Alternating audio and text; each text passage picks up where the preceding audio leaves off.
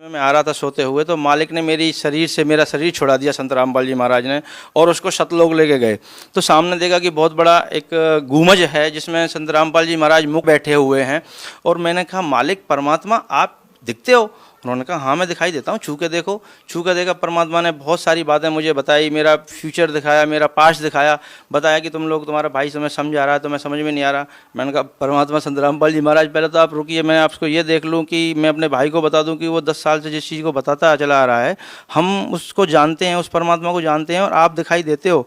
तो उन्होंने कहा, ठीक है, बता के बेटा तू अब यहाँ से निकल और वरमाला आइयो। मैंने कहा, जी वरमाला कहाँ पे? तो परमात्मा ने, संत रामपाल जी महाराज ने मुझे सतलोक से ही वरमाला का आश्रम दिखाया, कहाँ पे है, कैसे है। मैं रोने लगा कि मालिक अब तो यहीं रख लो, अब यहाँ से जाने का तो दिल ही नहीं कर रहा है, यहाँ तो बड़ा अच्छा लग रहा है।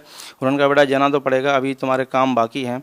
तो फिर मैंने कहा, गुरुदेव अगर आप तो सब कुछ कर सकते हैं, आप तो परमात्मा हो संत रामपाल जी महाराज, तो मेरी मोम को क्यों नहीं बचाया? तो उन्होंने बताया कि बेटा तेरी मोम ने ना नामखंड कर दिया था, उसको विश्वास नहीं हुआ, ज्ञान नहीं हुआ, पर तू नीचे जाके ऐसा नहीं करना है, तुझे मैं यहाँ से पक्का करके भेज रहा हूँ, अपने भाई की हेल्प करनी है, और इस समाज को, ये एजुकेटेड जो समाज है, इसको समझाना है, और अपना पूरा जीवन इसलिए लगाना है। तू तो मर चुका था, देख तू शराब पी के यहाँ गिरा था रेलवे स्टेशन पे, मुझे याद आया, हाँ हाँ गिरा था, उन्होंने कि यहीं मरना था तुझे, लेकिन मैंने तुझे वापस बुलाया है, और तेरे को ये जीवन जो मैं दे रहा हूँ आगे, ये भक्ति के लिए दे रहा हूँ, अब इससे भक्ति ही करनी है, कुछ और नहीं करना।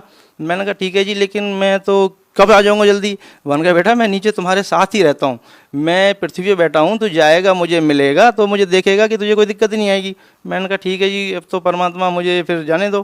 परमात्मा ने मुझे वापस लाया। मैं अपनी माँ के 12-13 जितने भी करने थे वो किए। जैसे ही माँ के 12 बजे मैं वहाँ से निकल लिया। सतलोक आश्रम वरवाला के लिए जब मैं निकला, वरवाला के रेलवे स्टेशन पर पैर रखा तो लगा कि मैं परमात्मा की संत रामपाल जी महाराज शरण में आ गया। जैसे ही मैं लाइन लगा के गुरुजी के पास पहुंचा, तो मेरे से नाम दीक्षा देने से पहले भगत जी ने कहा कि भगत जी ये कुछ नियम है, इनको पढ़ लो। मैंने कहा, भगत जी कैसी बातें कर रहे हो आप? संत रामपाल जी महाराज परमात्मा से मिलने के लिए अगर 1,00,000 नियम भी होते तो मुझे मंजूर है, ये तो छोटे मोटे नियम है, शराब छोड़ दो, गुटखा छोड़ दो, मांस छोड़ दो, और ये देना लेना छोड़ दो, ये तो सारे नियम समाज को बिगाड़ने वाले हैं। अच्छे नियम जो हैं वो परमात्मा के पास हैं, और मुझे संत रामपाल जी महाराज से नाम दीक्षा ही लेने के लिए मैं इतनी दूर से आया हूँ। तो उन्होंने कहा, भगत जी अच्छी बात है, तो आप नाम दीक्षा लीजिए। जैसे ही मैंने नाम दीक्षा लिया, थोड़ी देर भंडारा किया, परमात्मा से मिला, तो परमात्मा वही परमात्मा जो सतलोक में बैठ के मुझे समझा रहा है, वो परमात्मा वहाँ ज़मीन पे घूम रहा है। संत रामपाल जी महाराज परमात्मा ज़मीन पे घूम रहे हैं। मैंने सोचा यहाँ सबको शायद पता नहीं है परमात्मा के बारे में, तो गुरुजी जैसे आए कह रहे, हाँ भाई आ गया।